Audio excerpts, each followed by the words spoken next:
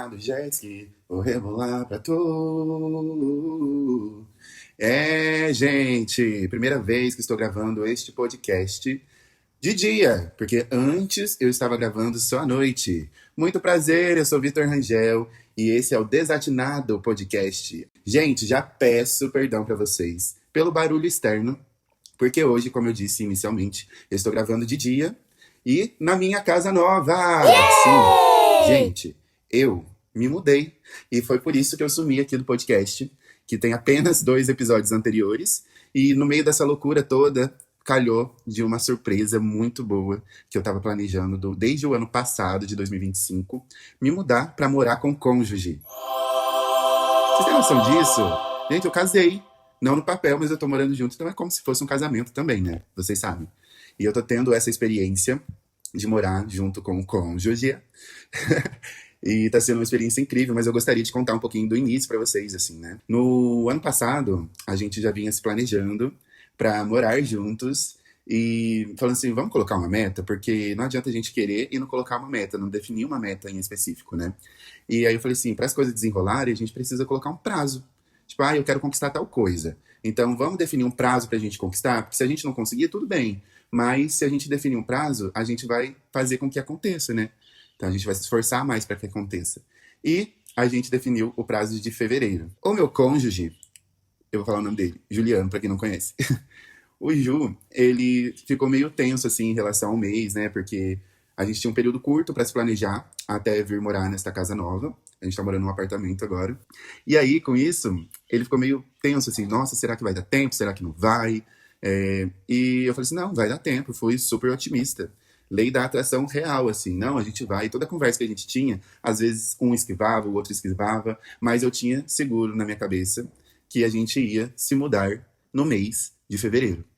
E como eu coloquei isso como meta, eu tinha quase certeza de que isso ia dar certo. Só não ia dar certo caso a gente não encontrasse uma casa, um apartamento. Caso, tipo assim, vocês sabem que é muito difícil, né? Fazer um contrato com uma pessoa, assim, de boca, ou até mesmo com imobiliária, que hoje em dia tá muito intenso esse processo. As pessoas querem 3 calções, querem, como que chama aquilo? Fiador. Gente, fala pra mim, hoje em dia, como as pessoas estão agindo no mundo. Quem que vai se disponibilizar a ser fiador de uma pessoa, né? Mas eu tive muita fé nesse período que eu falei assim, não, eu vou mudar em fevereiro, vou mudar em fevereiro, vou mudar em fevereiro. Gente, veio aí. Tudo se desenrolou nas 2 primeiras semanas de fevereiro. E cá estamos, morando nessa casinha juntos, conquistando as nossas primeiras coisas. Já tem bastante coisa, a gente ganhou muita coisa de amigos. A gente comprou algumas coisas também. E a gente teve o apoio da nossa família, né? Grande parte da nossa família nos apoiou. A família do Juliano é uma família muito unida. Então, eles, nossa, fizeram muito pela gente. Então, gratidão desde o início, assim, já obrigado por tudo que vocês fizeram. E os amigos dele também foram muito ativos nesse começo. Os meus amigos também super deram um apoio. E a gente vem aí conquistando as nossas coisinhas. Faltam algumas coisas para complementar a nossa casa. Claro, é início, né? A gente não tem tudo. Mas a gente já deu início nessa nova etapa da nossa vida e eu estou extremamente feliz. Mas com tudo isso acontecendo nesse mês de fevereiro, algumas coisas foram deixadas de lado, como o carnaval.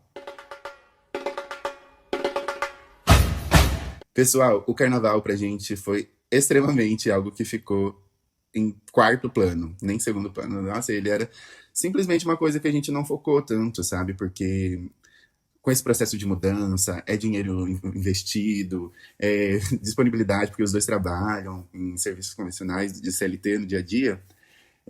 A gente olhou pro carnaval e falou assim, querida, a gente já curtiu muito nessa vida dos carnavais, não vai ser esse ano não, porque a gente tem outras prioridades, né? E, cara, foi incrível, assim, porque embora eu olhava todo mundo curtindo o carnaval, sentindo de glitter e aquela energia toda gostosa, a gente tava colocando toda essa energia nessa nova etapa, né? E eu achei incrível, assim, porque foi um processo que, com feriado, a gente ganhou algumas folgas extras.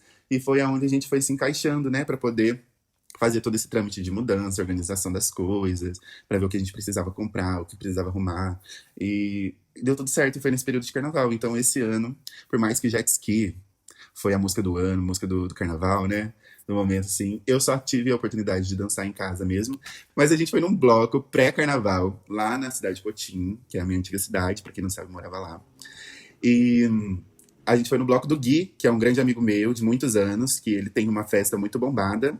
Mais uma vez, peço desculpa aí pelas notas. Mas enfim, vamos lá, retomando, né? A gente foi nesse bloco do Gui, que é um amigo meu de muitos anos, que ele faz essa festa todo ano, que é em março ou maio. Não, é março, março. Geralmente é em março, que é o aniversário dele, né?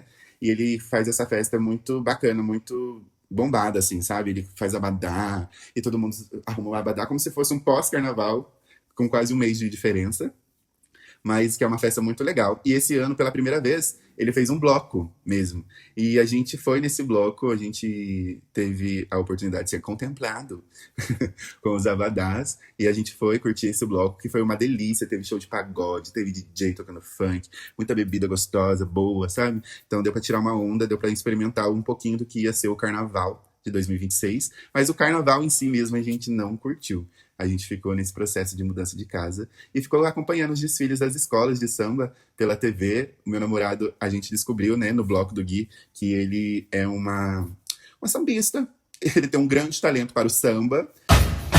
Ele devia sair em escolas de samba, porque ele gosta muito, ele gosta de acompanhar o processo do antes, do durante e o do depois, né? Que é pra sair as notas. E ele é alucinado pelas rainhas de carnaval, ele adora acompanhar. E aí eu descobri esse lado dele, né? Mais presencialmente. Já sabia que ele gostava, mas não sabia que era tanto assim. Ele fica muito envolvido com esse rolê de carnaval. E ele virou o assunto dentro da minha roda de amigos, né? É, que ele é o grande sambista, que ele é um rainho de samba. Gente, é muito incrível, assim, porque a gente vai descobrindo coisas das pessoas conforme o tempo vai passando, né? A gente vai completar aí 1 ano de casamento. Sim, temos relacionamento de sapatães. A gente, em 1 ano, a gente já tá morando junto, mas, sabe, a gente se descobriu, se gostou e a gente tá compartilhando uma coisa boa da vida, então a gente vai crescer e se apoiar juntos nesse processo, né? Mas uma coisa que eu achei fofinho descobrir é que ele gosta muito de carnaval, que ele gosta muito de sambar, que ele tem esse talento, ó. E todo mundo adorou comentar e saber disso dele, porque ele geralmente era mais contido, ficava mais na dele, mas ó, colocou a quinzinha pra dentro, aí ele se soltou e mostrou que ele é melhor do que a Virgínia no carnaval. Mas assim, ele. Ai, gente, muito fofo ele. Eu não vou ficar aqui passando um pano, não é nem passando pano, né? Puxando o saco do meu cônjuge, porque é o cônjuge, né? Se não fosse bom, não estaria com ele. E ele é ótimo em muitos aspectos. E então, fica aí uma dica. Em 2027 vem aí Juliandrix, rainho de carnaval de 2027.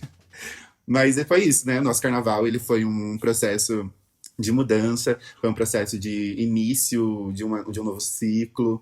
E eu adorei passar esse processo no carnaval, porque ajudou muito o feriado, né? A gente dar esse passo novo na nossa vida. E eu espero que tenha sido um ótimo carnaval para todos vocês que saíram pra rua, pular o carnaval, curtir, beijar na boca, ficar bêbado, passar vergonha, ficar até 5 horas da manhã, 6 horas da manhã na rua, cheio de glitter, sair fantasiado no ônibus, se você é de cidade grande, no metrô. Mas enfim, vamos dar seguimento a este podcast? Bom, e aí, gente? Vocês estão acompanhando o Big Brother? O que vocês estão achando nessa altura do jogo? Muitas pessoas expulsas, né? Muitas pessoas sem noção, mostrando mesmo quem são, a máscara caindo. Babu, que era um queridinho no início do programa, se mostrando uma pessoa péssima, né? Querendo cavar a expulsão de participante. Gente, eu vou falar uma coisa bem sincera pra vocês. Se eu estivesse na casa e lidando com uma Ana Paula da vida, eu com certeza ia odiar ela, porque, cara, ela é meio cansativa, né? Mas isso faz parte do jogo. É o jogo dela. Tá errado? Não tá. Quem pode dizer que tá? É um jogo que você não pode ultrapassar o limite físico e integridade física da pessoa. Mas o resto tá liberado, amor. Você pode fazer o que você quiser. Se você quiser acordar gritando, batendo panela, como ai, ai, ai, ai. Ai, ai, ai, ai, ai, ai, ai. Sino embaixo do pet, ai. E ai, ai, ai, como Tina, né, fez lá no passado, e é isso mesmo. Você pode fazer o que você quiser, tá liberado tudo, né? Tá liberado tudo, não tem nada que fala assim, nossa. E eu vi que agora a produção, eles estão dando uma chamada, tipo, vai cavar expulsando o outro, vai tomar estalecada, vai tomar punição. Vai pegar o item pessoal do outro, vai levar estalecada. Mas nessa altura do jogo, pra mim, a melhor participante que tá entregue e tá fazendo um jogo justo, porque as pessoas já não a viam como uma participante digna de estar lá, é a Milena. Gente, tia Milena é um grande achado para esse BBB. Pra mim, ela é campeã moral já, sabe? Porque de início perguntaram se ela era participante. Gente, você tá ali dentro. Você sabe que só entra o participante. Você pergunta pra menina se ela é participante? Não. Eu sou a faxineira que vai vir aqui, porque aí depois ela foi titulada de faxineira, né? E que a Ana Paula era a patroa dela. Pra mim, ela é campeã moral já desse Big Brother. Estamos no meio do jogo. E ela, pra mim, tem que ganhar. Sabe, ela tá contribuindo muito pro andamento do jogo. Se não tivesse uma Milena, poderia ser um jogo muito morno. Porque, olha, tem gente ali decepcionante, né? Jonas, gente, ele tem uma leitura de jogo boa, só que ele não sabe explanar isso pra fora, ele não sabe colocar pra fora. As pessoas apertam ele no embate, ele não sabe debater de igual pra igual. Aí ele vai pra uma coisa mais pesada, ele quer ofender, ele quer menosprezar o pensamento do outro, o que não diferencia ele da Ana Paula. A Ana Paula ela já tem uma linguagem mais ríspida. Ele faz o mesmo, só que de uma forma, tipo, vou fazer e jogar todo esse veneno como se você que estivesse me provocando. Podre igual. Eu acredito que Jonas é tão trouxa quanto. E essa semana vai ter o paredão falso, né? Que eu tô torcendo, coitada da menina lá, né? A nossa Brit, como é o nome dela mesmo? Samira. A Samira, ela virou líder numa semana que não vai ter eliminação, então seria muito interessante o grupo lá dos podres indicar uma pessoa como Ana Paula, como Juliano Floss, que se mostra um grande jogador, escolheu o lado dele mesmo, não quis se indispor, sabendo que as pessoas que ele tá do lado não estão erradas de fato, né? É, eu acharia muito interessante colocar uma dessas pessoas marcantes do jogo no paredão falso e fazer com que essas pessoas voltassem. Vamos ver como que vai ser. Mas eu acredito que o quadro vai ser mais ou menos esse mesmo, né? Uma Ana Paula, um Juliano Floss ali, ou até mesmo a Milena. Eu acharia incrível se a Milena fosse pro paredão falso e voltasse com dignidade e mais grandona do que nunca. Ela pode não ser alta, mas grandona essa menina é. Então tô torcendo para isso acontecer aí. Eu gostaria de criar um quadro aqui nesse podcast, um quadro que falasse sobre coisas que a gente gosta e coisas que a gente não gosta. Como que poderia ser o nome desse quadro? Tipo, ranço da semana, ranço do mês? Acho que rancinho. Sei lá. Vamos, por enquanto, chamar esse quadro de rançômetro da semana. Gente, o meu rançômetro da semana, na verdade, ele nem aconteceu nessa semana, ele aconteceu no início desse mês. E antes mesmo de eu falar desse ranço que eu senti, eu gostaria de falar sobre um assunto que se chama ética. Vocês sabem, todo mundo fala sobre ética e moral. Vocês sabem o que é ética e moral? Para vocês que não sabem, eu estudo administração e eu estou fazendo um processo agora de recrutamento e seleção. Estou aprendendo um pouco sobre isso da área de RH. E a gente estava falando sobre ética moral dentro de empresas. E a minha professora, que é incrível, acho que é uma mulher incrível, vou sempre puxar uma sardinha para ela aqui, ela passou uns vídeos pra gente sobre ética e moral. E aí me fez refletir muitas coisas, porque a gente é antiético em muitos aspectos da vida. A gente tende a ser militante para aquilo que nos convém, né? A gente olha para uma tal situação assim e fala assim, nossa, não acredito que essa pessoa porque fez isso, mas porque tem a ver com a realidade que a gente está passando. Mas a gente ultrapassa a realidade do outro também. A gente comete algumas coisas que são antiéticas com a realidade do outro também. Por isso que eu vou levantar esse pensamento aqui com vocês. Bom, eu vou dar um exemplo para vocês do que é ética. Vamos colocar aqui no Google. Ética é um conjunto de princípios, valores morais e normas que orientam o comportamento humano, definindo o que é certo, errado, justo ou injusto em sociedade. Bom, por que eu tô querendo falar sobre ética? Um dia desses, eu vi um vídeo de uma pessoa que falava que ela era a favor do bullying, porque as pessoas elas estão perdendo as estribeiras. É homem querendo virar mulher, mulher querendo virar homem. E aí, essa pessoa nesse mesmo vídeo, ela comete muitos crimes, né? Se a gente for olhar para essa ótica, assim. E ela fala que ela é a favor do bullying. E aí você olha a casca da pessoa, ela é uma pessoa branca, com cabelos similares ao loiro, não sei se chega a ser um castanho, mas ela é uma pessoa branca, que já vem um privilégio aí, né, para ela. E ela citou, assim, em alto bom som para todo mundo que quisesse ver, todo mundo que seguia, falando que ela era a favor do bullying, porque as pessoas elas estão perdendo a noção, porque, como eu disse antes, né, homem querendo virar mulher, mulher querendo virar homem. E aquilo me incomodou de uma certa forma, porque eu não sei se essa pessoa já sofreu bullying, né? Não sei, tipo assim, eu acredito que pouco, se sofreu foi pouco, porque ela já é uma pessoa privilegiada, uma pessoa considerada bonita, mas eu, na minha vivência, de antigamente, assim, porque é uma pessoa que pensa assim, ela tem um pensamento quinta série, que a gente já faz alusão com o Jonas lá no BBB. A pessoa que ela pensa assim, ela tem um pensamento quinta série, que ela fala o que quer e não vai sofrer consequências, né? Porque quando a gente tá na quinta série, a gente não sabe argumentar direito, a gente não tem uma vivência. E tem aquela galerinha zoona que ela olha uma coisa que é uma característica pessoal sua e ela quer apontar aquilo porque ela acha feio. E aí ela vai fazer o bullying com você porque ela acha extremamente legal fazer bullying com as pessoas porque ela se acha superior de alguma forma, porque ela não tem aquele estereótipo, ela não tem a vivência da pessoa. Eu sofri bullying por N motivos. Eu já sofri bullying por causa da minha cor, eu já sofri bullying por conta do meu cabelo. Eu lembro de uma situação específica em escola, assim, que eu sofri bullying por conta que eu tava deixando meu cabelo crescer para poder fazer progressiva, para poder chegar o mais próximo do que era visto como bonito. E aí, isso é um fator que me marcou muito na minha vida, porque eu queria entrar nos padrões, sendo que o resultado que ia ocorrer após aquela progressiva não ia ser um resultado natural, ia ser mais motivo de chacota, como foi por muito tempo. Mas para eu me sentir bem, eu precisava fazer aquilo naquela época e eu não precisava. Eu precisava só aceitar o meu cabelo do jeito que ele era, entender como ele era, para deixar ele bonito, né? Mas uma pessoa que tinha um cabelo crespo como o meu, né, naquela época, ela já era zoada só pelo simples fato de ter, né? É uma coisa que é natural, que é da minha genética, né? Meu cabelo, ele veio da mistura da minha mãe com meu pai é um homem negro, e a minha mãe é uma mulher branca, mas que tem o cabelo um pouco cheio, assim, hoje em dia não, né? Porque por conta desses procedimentos de alisamento, mas a minha mãe, ela tinha um cabelo meio armado, assim, sabe? Um cabelo, ele era ondulado, porém ele era cheio, assim, volumoso. E que não era tão do convencional liso. A raiz da minha mãe é bem lisa, mas o restante era meio armado assim, não armado de feio, mas era um cabelo cheio, né? Que ele ficava aquele volume. E o meu pai, negro, um homem negro retinto mesmo, com cabelo crespo. E a minha genética puxou muito da genética do meu pai.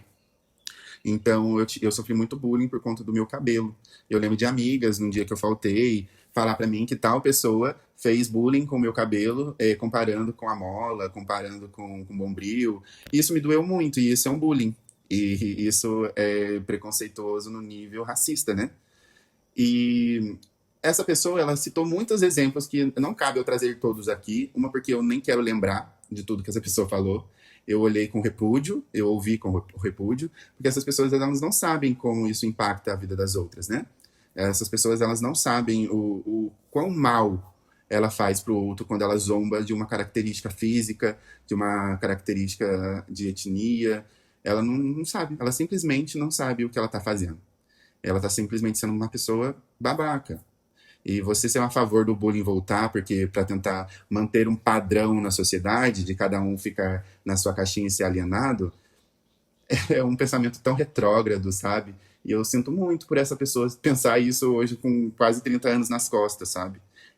Meus sentimentos por você ser assim, dá pra ver que você não evoluiu tanto como pessoa. Mas isso não é, não é uma indireta. É uma indireta pessoal, assim, mas só pela sua fala, pelo comportamento. Porque, mano, ninguém é igual a ninguém, ninguém tem que se vestir igual a ninguém, ninguém tem que ser igual a ninguém.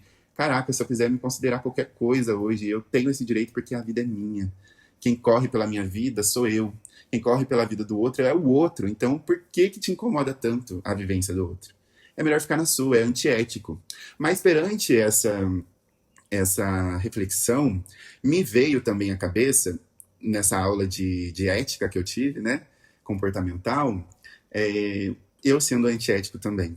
É aquilo que eu disse lá antes de desenrolar o assunto.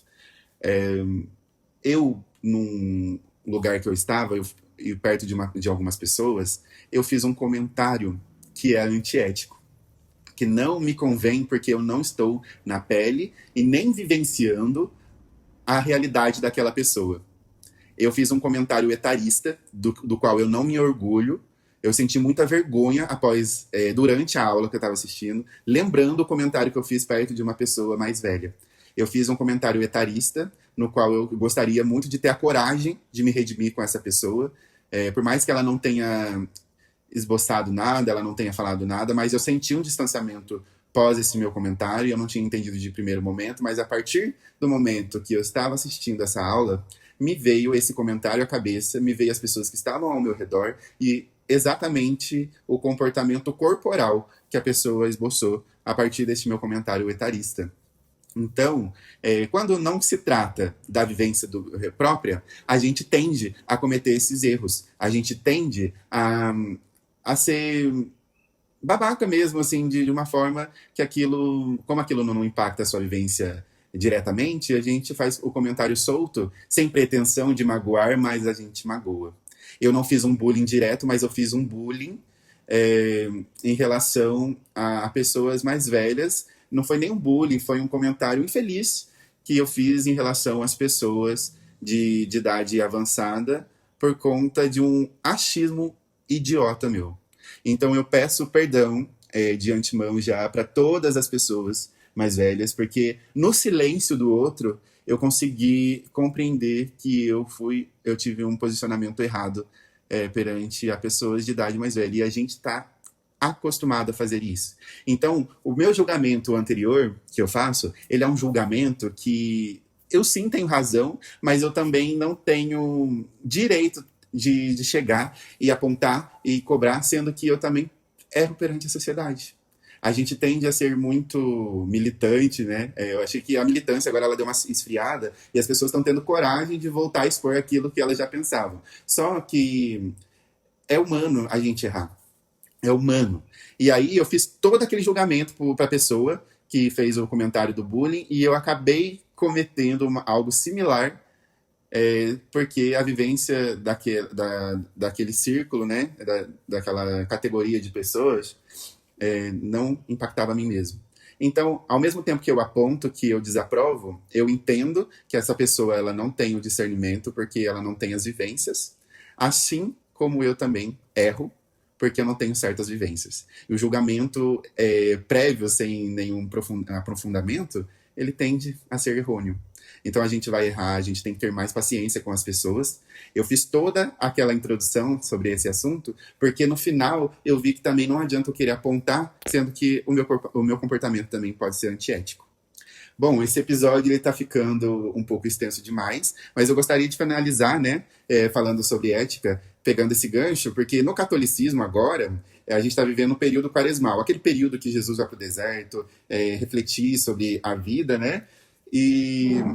Opa, o vizinho de cima fez um barulho. Tem que me acostumar com isso. Mas é esse período de que a gente tem que refletir do que é bom, o que não é bom, fazer o jejum de algumas coisas, ele não precisa ser única e exclusivamente para o catolicismo, ele pode ser para todas as pessoas mesmo. Tirar uns 40 dias para olhar para aquilo e falar assim, nossa, eu preciso melhorar isso em mim.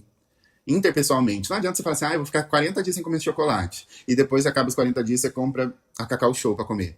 O que adiantou, sabe? A quaresma, ela tem um sentido de mudança, né? Uma reflexão para a mudança. Então, fica aí esse convite, por mais que você não seja um católico, por mais que você seja de outra religião, tira esses 40 dias para você refletir o que você tem que mudar dentro de você para impactar na sua vivência interpessoal, né? A sua relação com as pessoas perante a sociedade. Isso faz com que a gente seja mais justo consigo, tenha menos erros para se preocupar, para pesar na consciência, né, depois, perante aquilo que a gente fala e faz, né, e pensa, para a gente ter uma sociedade melhor. E hoje fica esse convite de reflexão para a gente ser uma pessoa um pouco mais ética e moral nessa relação interpessoal. Eu identifiquei o erro, que eu tinha uma visão um pouco etarista, e eu quero melhorar isso. Eu não quero que as pessoas mais velhas não tenham proximidade comigo, porque eu aprendo muito com as pessoas mais velhas. Aprendo muito com as pessoas que têm vivências. E eu gostaria também de fazer o convite para as pessoas que têm esse pensamento um pouco mais quadrado em relação à vida do outro, o que o outro faz, o que o outro quer fazer, o que o outro quer ser, porque isso não vai impactar nada na sua vida. Se você tem uma opinião sobre o outro, guarda para si. Pensa, dá risada sozinho. Mas não vamos ferir o outro. Não vamos causar uma dor no outro. Porque isso não vai doer em você. Vai doer apenas no outro. Então fica esse convite aí, né, desse momento de quaresma, uma coisa bem espiritualizada do ano, né, pra gente melhorar como pessoa. O mundo tá precisando melhorar. Os países estão em guerra, pessoas querendo comandar pessoas, e isso não é saudável. Eu não gosto desse jeito de pensar, eu não gosto desse jeito de agir. Eu gostaria muito de poder sair pra rua com segurança, ter segurança, né? Eu, morando no interior, eu tenho mais segurança do que pessoas que moram em São Paulo, em metrópoles, em capitais, né? Eu tenho mais segurança de ir e vir, mas ainda não estou totalmente seguro, porque pessoas têm comportamentos independente do lugar que elas estão, né? O interior, ele tem que ser mais tranquilo, mas ele também não está isento, né, de coisas acontecerem. Então eu desejo, gente, paz no mundo. Eu tô hoje essa pessoa paz no mundo, porque é isso, sabe? A gente tem que respeitar o limite do outro, a gente tem que olhar, ter um olhar empático, né, pro outro, pra gente poder viver bem. Não adianta a gente querer o bem só pra gente, a gente tem que querer o bem pra todos, pra todo mundo conseguir viver em harmonia, porque senão a gente vai ficar nesse pé de guerra, né, pro resto da vida.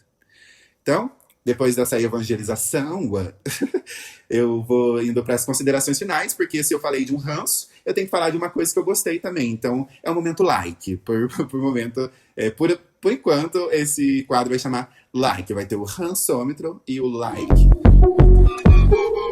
No momento like, eu gostei muito do filme Pânico, que estreou, Pânico 7, né? Estreou aí nessa semana que eu estou gravando esse podcast. Hoje é dia 28, no dia que eu gravo esse podcast, 28/2. Eu assisti anteontem, no dia 26, o Pânico 7, que lançou aí. É uma saga de filmes que eu adoro. Tem os seus pontos a rever, né? Precisa ver, porque parece que o roteiro mudou depois da demissão de 2 atrizes. Mas assim, eu gostei muito da dinâmica do filme, gostei muito da dinâmica da história, gostei muito de ver a Sydney Prescott de volta como uma Final Girl, e agora ela traz uma filha dela, né, a Tatum, como Final Girl também. É muito legal como se desenrola essa história, eu achei muito criativo mesmo, sabe? Ai, tá muito bom, gente, pra quem gosta de um terrorzinho slasher aí, fica aí o convite. Eu também gostaria de indicar o podcast que eu adoro ouvir. Eu ouço muito podcasts. Para Dar Nome às Coisas, é um podcast que eu adoro. Tem o podcast da Lorelai Fox também, que eu adoro. E o Quanto Vale Essa História, da Bianca Della Fence. Mas também sou muito fã do Diva Depressão, que é o Diva da Diva. O Milkshake chamado Wanda. Tem muitos podcasts, gente. Conforme for passando os episódios, eu vou indicando para vocês. Mas, de início, é isso que eu gostaria de indicar no like. E eu gosto muito do Tiny Desk, da Lineker, do Ney Matogrosso e da Sandra de Sá, que está disponível aí. Esse Tiny Desk, ele tá ganhando uma popularidade maior agora. Mas o da Lineker é tão fofinho, foi quando ela cantou pela primeira vez Charme, que é uma música nova que ela lançou agora, depois aí desse álbum maravilhoso, Caju, a primeira música de trabalho pós-Caju, né? Então, é uma música muito gostosa. Ouçam Charme e ouçam Fragmentos da Ludmilla, que ela lançou uns meses atrás, aí nas plataformas, que é o álbum de R&B dela.